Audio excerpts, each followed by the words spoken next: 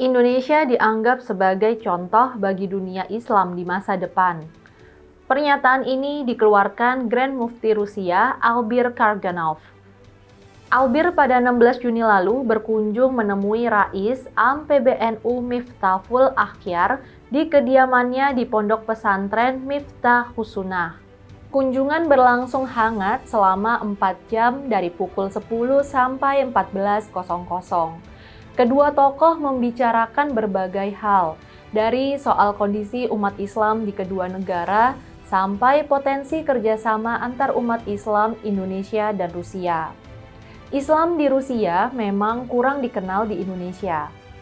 Ada mispersepsi bahwa Islam tertindas atau bahwa Rusia adalah agama komunis ateis yang anti-agama. Itu adalah cara pandang yang keliru. Sistem komunisme sudah ditinggalkan dan kini agama dilindungi oleh negara. Albir menjelaskan bahwa jumlah umat Islam di Rusia mencapai 20 juta jiwa. Mereka berdampingan harmonis dengan kelompok mayoritas Kristen Ortodoks. Saat ini di dalam pemerintahan Rusia juga duduk seorang menteri Muslim. Catatan resmi menunjukkan jumlah masjid di Rusia mencapai 6.790 buah. Di Moskow, ibu kota Rusia, terdapat 6 juta Muslim dan 5 buah masjid besar. Albir mengakui bahwa cara beragama di kalangan umat Islam sangat sesuai dengan model yang ingin dikembangkan di Rusia.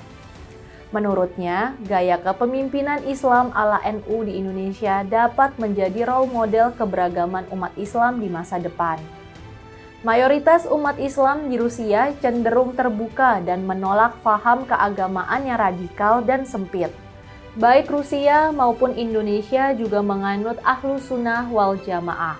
Bedanya, fikih umat Islam di Indonesia mengikuti Imam Syafi'i, sementara umat Islam Rusia berkiblat pada Imam Hanafi. Di akhir kunjungan, Grand Mufti berharap Rais Am PBNU berkenan mengunjungi umat Islam di Rusia. Islam di Indonesia diharapkan dapat memberi contoh bagi umat Islam di banyak negara. Indonesia memang membanggakan.